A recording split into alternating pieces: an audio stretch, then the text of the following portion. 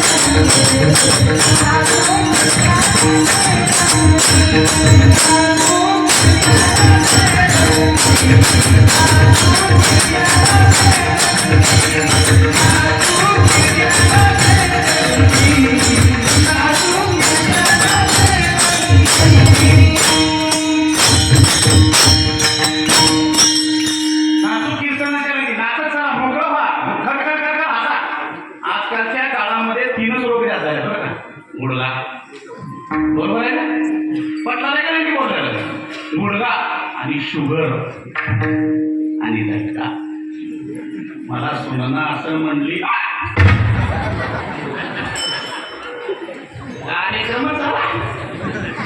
आणि दुसरं एक वाक्य चाललंय बरं का, लई केले माय लई केले ह्याकडून त्याकडनं तुराटे येचले म्हणून गुडघ्याची माती झाली. आणि शुगर त्याच्या घरी भरपूर पैसा आहे, त्याला साखर चहा नको हे थोडं घाललं थोडं गोड कर, थोडं सोयरा आलाय माऊली महाराजाला काढून द्यायचे थोडं गोड. सांगायचं तात्पर्य काय, असं मन मोकळं राहावं, मोकळं जगावं. माझ्या राजांचं स्वराज्य हो, काय मोगलशाही नाही हो आपल्याला. जर माझ्या राजा झाला नसता, आज माझ्या राजाचं एकही मंदिर नाहीये, पण राजामुळं मंदिरात देव आहे. स्वराज्यातले माणसं आहे आपण मावळे, कसं झाले पाहिजे हसून खेळून बोलत चला. हे सगळं झालं संतोष गावाचं उदाहरण दिलं. आपण कुठं होतो बाबा संतोष शाबाश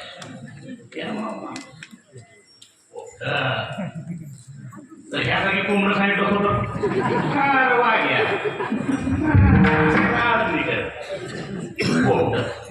पोट घेऊन तो सावळीकर कुठे गेला, कमलनगरला गेला. मी बघा संगत सांगतोय, संत समागम एखादी एक परी या शब्दाचा आता होतो प्रकारे, कुठल्याही प्रकारे असं म्हणते. मग मी तेच प्रकार घेतले, म्हणजे गावा घेतला, ब्राह्मणदेवता घेतले, विनंती घेतली, आता पोपटावर. सावळीकर कुठे गेला, कमलनगरला गेला आणि 2 पोपट विकायला ठेवला. उशावर आमचा काही का कमी, म्हणजे असं नाव घेतले थोडं हसत्यात जरा, आणि जरा फवारणीमध्ये झाली पाहिजे. आता कुठला आंबे आहे ना म्हणून असं नको पाहिजे. पोपट विकायला गेला आणि विकायला गेल्यानंतर त्या बाबाच्या बुक्का अष्टगंध दिसला, सौभाग्यवतीचं लेणं वाटलं. बाबाने म्हणले जाऊ दे, मी तुला तुझं इथंच आहे का, पलीकडलं थोडा आजचे दिवस काय होते पाच पलीकडे जाऊ, पलीकडल्या गावून आले म्हणून मला म्हणजे एक पोपट द्या. बाबांनी एक पोपट घेतलं आणि एक पोपट मुसलमानाच्या व्यक्तीने घेतला. मुसलमान आहे ना तिथं, आता कळतंय कसं आपण बोलून आणि खराब करण्यापेक्षा विषयामध्ये सांगितलं. मी कशा पाहतो पदार्थ माझ्या एक घेतलं मुसलमानाच्या व्यक्तीने आणि एक घेतलं बाबांनी. बाबांनी पोपट घेतला आणि घरी आणलं. घरी आणून आपल्या हॉलमध्ये बैठकीमध्ये आणून ठेवलं आणि मुलीला सांगितलं की बाई त्याला थोडं पेरू, थोडा घरचा भात, भाकरीचे तुकडे काय आपल्या घरी असेल ते खाल्लं राहिलं ते दिवशी नेऊन टाकलं तिला. म्हणजे मोकळ्या माणसावर केली, ह्याला म्हणतात मोकळ्या माणसावर केली. आणि ते घरी आणल्यानंतर काय बोललं, कोण आल्या हो बालाजी माऊली महाराज महाराजांची घरी घेऊन या. मी घरी गेले की जय हरी महाराज, जय हरी जय हरी. बरं वाढीला यायचे का? आणि येणारे कधी येणारे आषाढी कार्तिकी आले की या बघा आळंदीला माझ्या घरी, माझ्या घरी या, मुक्कामाची सोय. हे आमचे संवाद सुरू झाले आणि ते पोपट ऐकू लागले. हरी आळंदीला या, वारीला या, आमच्या घरी जागा आहे बरं का वाटत नाही. पडवणीचं महाराजांना चांगलं घर बांधले बरं का. हे पोपट सुरू ऐकलं. बघा मी किती इथं जाऊन सांगतोय. आणि ते दुसरा पोपट जो होता तो कसा आहे होता कसा आहे. आणि तो काय म्हणायचा असं लावले आज येऊन या कित्ता दून अर्धा किलो दून काही 1 किलो दून. लोक मंदिराला पक्कच पाठले सुटले कारण दृष्टांत तसं आहे. आणि कालांतराने एका दिवशी मी आमच्या घरी गेलो, चहा घेतलो. त्यांनी म्हणण्याच्या अगोदर ते पोपट म्हणू लागलं जय हरी महाराज, जय हरी. कधी आल्या देऊन आता झाले का? आषाढ आहे का? कोणत्या दिंडीमध्ये आहेत? आणि माऊली महाराजच्या घरी दिंडी थांबले बरं का. ते पोपट बोलला. हे कशामुळे बोललो? संत रोजची विचारवाणी, रोजचे पडलेले शब्द. आणि ती तिकडे गेले की कसं बोलायला असं वालेकुम अरे येता करू हे संतीचा परिणाम.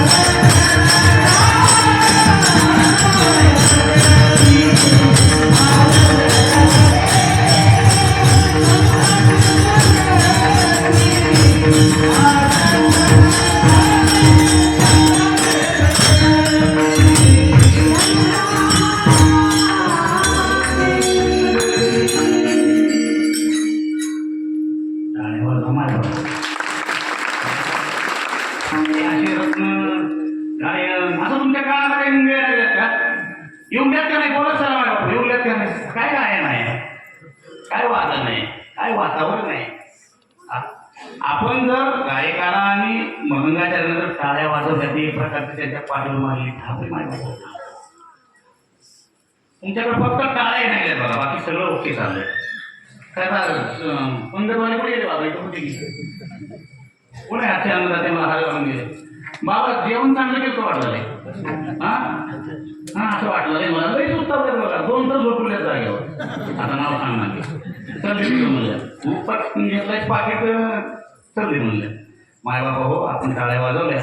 कधीही सांगतो आपल्या लेकराच्या पाठीवर थाप मारायच्या. तुम्ही आल्या म्हणलो माय बाबा हो मी कीर्तनामध्ये बोलायचा विषय नाही. हे जे टाळा आहेत ना टाळा न्यायला तुमच्याच गावचं एक भूषण माझ्याकडे आलं होतं आणि त्यांच्या मुलीनं त्यांना पैसे फोन पे केले होते. मला अभिमान वाटतो त्या मुलीचा. बाबाच्या मागे थांबलेले ते मुली तुमच्याकडे म्हणजे तुमच्याकडेच होतं सगळं पण तुमचे नॉट रिचेबल लागत होते. आपल्याला एखाद्या पाड्यावर एक हात मारा दोन पण उडी मारा हे बापासाठी आणि माझ्यासाठी एक हात जोडून सांगतो तुमच्या पाया पडतो इथून बरं का. पोरगी कॉलेजला चालल्या टायमिंगवर घरी उडाले मोबाईलवर कुणाला चॅटिंग करणे हे पहिलं बघायचं. आमच्या आळंदी पुणे भागात लई झाले मायबाप बघतोय मी तुमचे संस्कार काय पब्लिक आहे. गरज आहे काळाची गरज आहे सांगणं. अहो माझ्याकडून मी गावात 3 तरुण मिळले त्यांनी बापांनी त्यांना खंड दिले. मी साक्षर आहे त्या गोष्टीचा. मी काय वाटत असं होते बापाला पोराला बापानं लावावं पोराला बापानं मातीत घालावं. ज्या जन्माला त्यानं जन्म देऊन बाळाला मोठं केलं ते स्वप्न बघितलं हे काळाची गरज आहे. उगा आला अभंग सोडवलं गेलं आहे की फक्त प्रेमापोटी आलो या सगळं तुमच्या सगळ्यांचं. काय तुमचं प्रेम आहे त्याप्रमाणे बसून बघतोय मी. तुमच्या गावात मला एक वेगळी ऊर्जा दिसली एक वेगळी ताकद दिसली. नवीन पोरं बघा बरं हे बाळ काळा घेऊन सांगत तरणा भाग्यवंत नटे हरी गरज आहे आज काळाची. झाले हे किती दिवस करणार आहेत 5 वर्ष 45 झालेत ना. मी फक्त ध्यानात 45 झाले 10 वर्ष मग नंतर 12 नंतर हे पाहिजे गरज आहे काळाची गरज आहे. हे जे पोरं आहे ती गरज आहे काळाची. आज कीर्तन करणं सुद्धा काळाची गरज आहे. सांगावं लागलं लोकांना सांगावं लागले टाळ्या वाजवा म्हणून.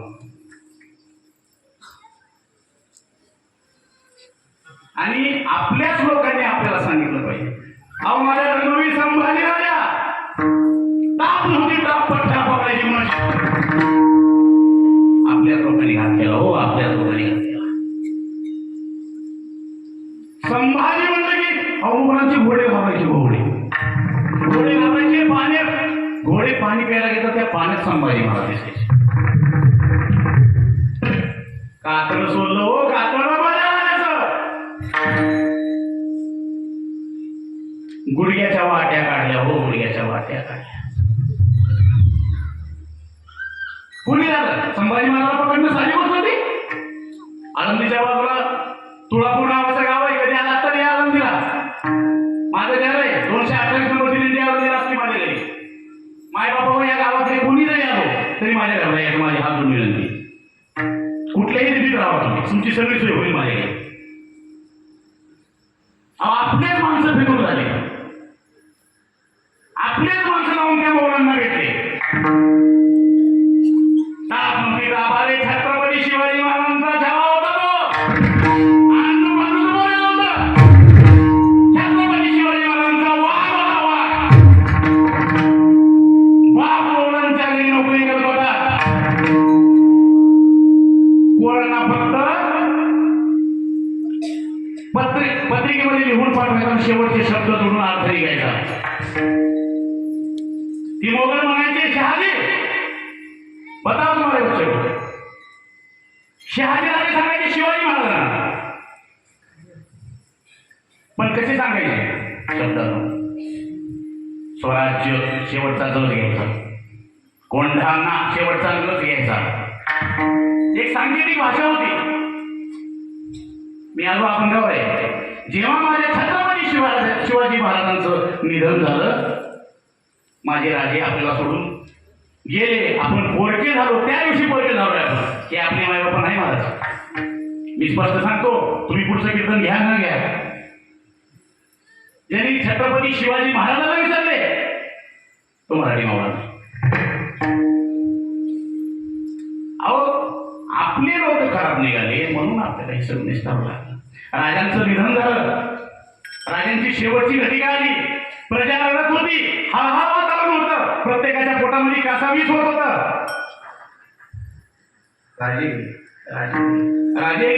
राजे गेले बातमी हा म्हणता पसरली आणि शेवटी राजांना अंत्यविधीसाठी जितेवरती झोपवण्यात आलं.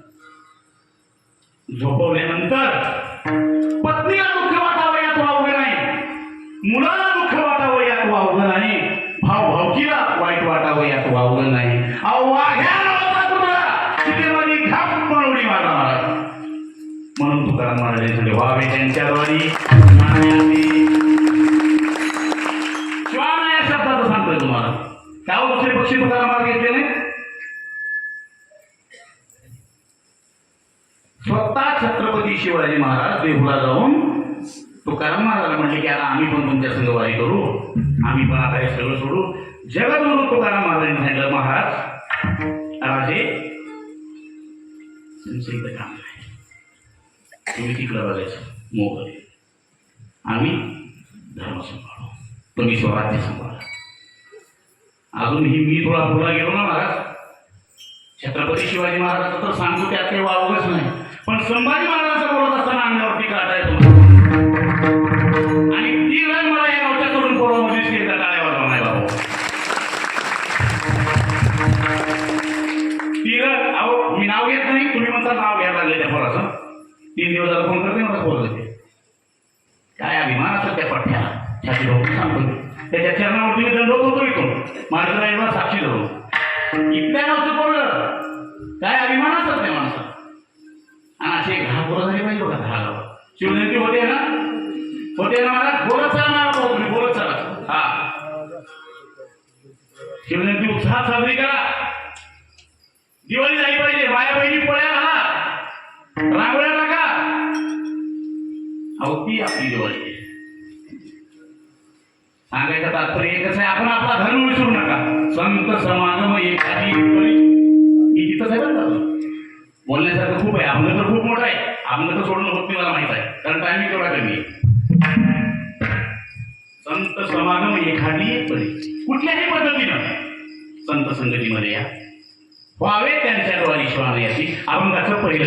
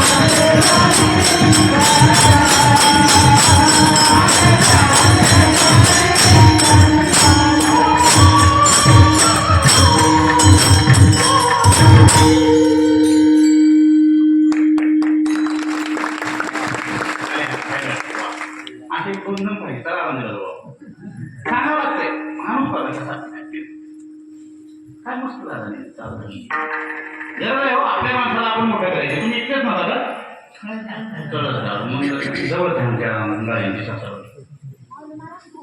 भाऊ आहे वाव मग ते संत समागम एखादी परी इथं जागेवर पावे त्यांच्या द्वारी सुहाने याती ते जागेवर टाळा कलाकाराला एक पाठीवरती थाप मारतात.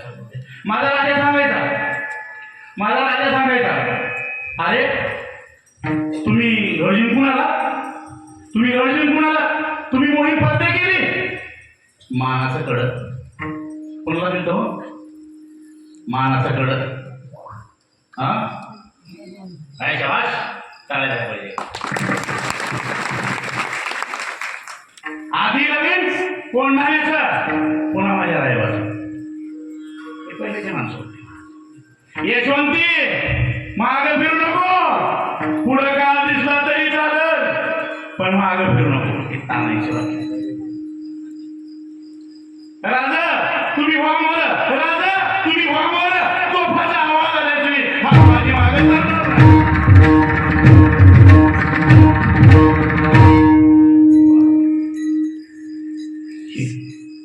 एखादी बरी पूर्ण पोवाडा सांगायला बसलो ना महाराज रामकृष्ण माझे गुरु पंडित मृदंगाचार्य तुकारामजी महाराज पांचाळ हे माझे गुरुजी चालून द्या. यांनी कच्चा कधी सोडला नाही. मला 22 कीर्तने माझं 22 6 महिन्यात अख्खा महाराष्ट्र फिरून आलोय. महाराज सांगायचं तात्पर्य काय श्री गुरु सारखा आस्था पाठी राखा. खूप अनुभव म्हणते मामा खूप भात शिजला नाही असं खाऊन बघायची गरज नाही. अभ्यास माणसे अभ्यास मी फक्त एक शब्द काढले की पोवाडावून जाईल आणि विशेष म्हणजे तरुण पोर ऍक्टिव्ह आहेत. माझ्या प्रत्येक बोलण्याकडे त्यांचं लक्ष ऍक्टिव्ह आहे. तुमच्या चरणावरती माझ्या श्री साष्टांग दंडवत महाराज. संत समागम एखादी परी वारे त्यांच्या द्वारी श्वान याती तेथे रामनाम होईल श्रवण घडेल भोजन उच्चिष्ट. तेथे रामनाम होईल श्रवण म्हणजे काय ऐक भक्ती पुस्तक वाचलं किंवा गाथापाठ केली किंवा ज्ञानेश्वरी पाठ केली म्हणजे भक्ती होते का. तेथे होईल श्रवण हे भक्तीचा प्रकार. आमची तर काय म्हणतो तेथे रामनाम होईल श्रवण घडेल भोजन उचिष्टांचे योगाचे पंक्ती. सोपा अभंग सरळ अभंग. माय बाबा आपल्या लोकांची खंत आहे. मला बोलावं असं वाटतंय. माया बहिणी खूप कांदे ऐकलं. लता मंगेशकर पुन्हा ओळख होत्यात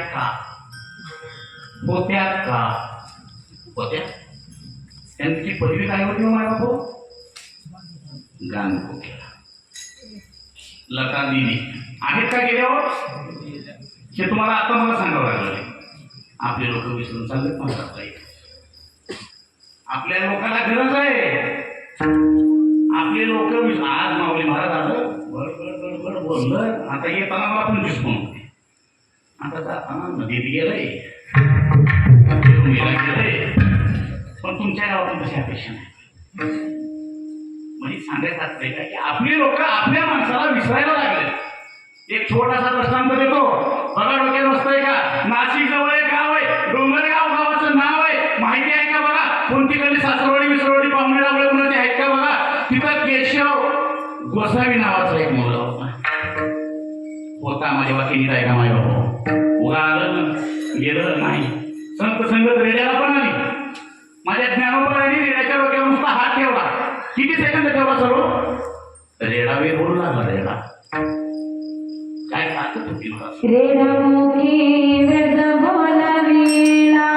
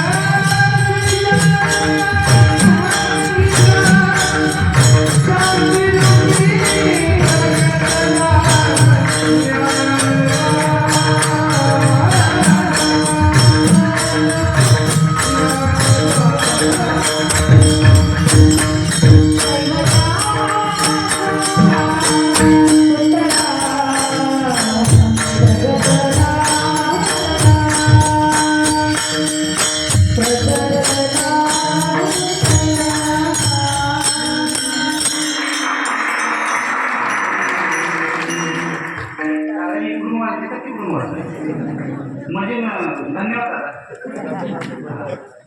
बोलतो तुम्हाला आराम दिला इकडे सध्याला. हा खूप छान. असं जरा बोलून वाटतं, कौतुक वाटतं. नाशिक आपण कुठं होतो? नाशिकला होतो ना. नाशिक ठिकाणी केशव घेर गोसावी नावाचा एक मुलगा.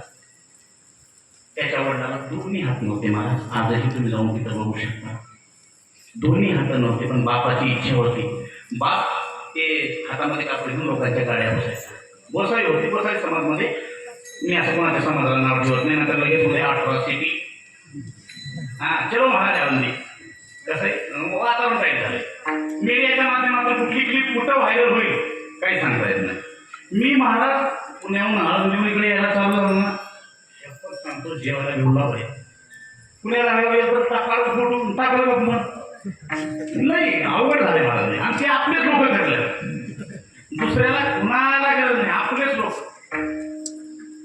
त्या बापानं रोडला थांबून गाड्यापासून पीठ मारून करून पोराला 10वीपर्यंत शिकवलं. केशवला शिकवल्यानंतर केशवला जरा असं बॉडीनं जरा जबरदस्त होता. असं सावळीच्या पोराचा खात्या पित्या घरचा. आणि जरा व्यायाम करायचा छंद होता. व्यायाम करायचा आणि व्यायाम करत असताना सहज एका मिळतीवरती लागला. आणि बघा माणसाचं भाग्य उजळलं ना, ते पोरगा झाला घेऊ सगळ्यात. आणि त्याला मराठी बटालियनमध्ये सेवा करण्याची संधी प्राप्त झाली. मायबाप हो 15 दिवसामध्ये लेटर घालला होता. अरे गोसावी तुझ्या पोराला सैन्यामध्ये नोकरी मिळाली बरं का. त्याच्यामध्ये तानाजी माणूस सुद्धा येऊ शकतात बरं का. मायबाप हो एखादी आहे परी अभंग सुटसुटीत सोडवणार मी. सुटसुटीत असं डोक्यात बसला पाहिजे. ते बाप दोन्ही हात नव्हते. धावत घरी आला. खिशामध्ये असं ते लेटर ठेवलेलं होतं, जॉईनिंग लेटर. ते घेऊन घरी गेला. अरे केशवा कुठे आहेस रे तू? म्हटलं बाबा काय झालं? म्हणजे पोरगा सुद्धा बापाचं काय झालं बाबा? आपला बाबा आपण गाडी आणि काही नाही हे लेटर आले मध्ये आणि हे काढलं जरा. आणि बघ काढलं तर त्याला सैन्यामध्ये रुजू व्हायला सांगितलं होतं. आणि पोरगं ढसा आई नव्हती पोराला. आता मी जर गेलो तर माझ्या बापाला कोण खाऊ घालेल? पोरगं व्यायाम करायचं, शाळेत जायचं, 11वीला चालू होतं. त्याला वाईट वाटलं ते रडायला लागलं. अरे त्या बापाच्या चरणावरती मी नतमस्तक होतो. 2 हात त्याला पोराला म्हणतोय केशवा तुला इथं तर आई नाहीये, मी बाप आहे. जा त्या आईची सेवा कर, त्या काळ्या आईची सेवा कर. आहे का असा बाप म्हणणारा? आहे का तुमच्या गावात आर्मीचे माणसं आहेत का? किती आहेत? माझ्या गावात 9 आहेत. तुमच्या आहेत ना? वा व्हेरी गुड. त्याला माझा दंडवत महाराज मग गरज आहे गरज. तुम्ही सैन्यात गेलो म्हणजे माझ्या राजांच्या मावळ्यामध्ये भरती झालो. पोरगा रडायला लागला. बापाने समजून काढलं. शेवटी पोरगा कितीही चूक केलं तर बाप त्याला एक ना एक दिवस समजून सांगतो. ठीक आहे म्हणलं. बापांच्या आज्ञा पाळला. तो सैन्यात गेला. तो रुजू झाला. 6 महिने झालं. केशव गोसाव्यांच्या घरी स्थळ यायला लागले. औरंगाबाद शेजारी डोंगरगाव का डोंगरवाडी नावाचं गाव आहे. तिथली सुनबाई 12वी शिकलेली मुलगी. लग्न झालं. परिस्थिती गरीब होती. लग्न छोटं मोठं केलं. लॉकडाऊनमध्ये केलं. सर्व सांगायचं म्हणजे लग्न झालं. आणि लग्न झाल्यानंतर 6 महिने सुट्टीवर होता. आणि 6 महिन्याच्या काळामध्ये त्याची मिसेस पोटी